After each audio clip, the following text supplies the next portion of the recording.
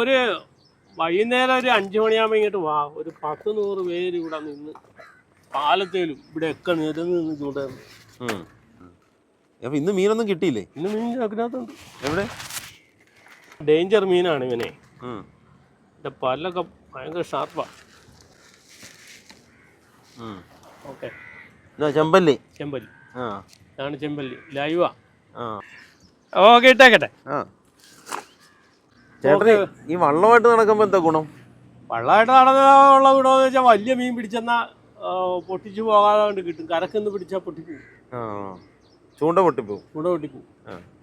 വലിയ മീൻ പിടിക്കുമ്പം ചൂണ്ട വിട്ടു കൊടുക്കും. അത് പുറകെ നടന്ന് പിടിച്ചെടുക്കും. അതാണ് ഇതിൻ്റെ ടെക്നിക്ക്. ഈ വല എന്തിനുള്ളതപ്പം?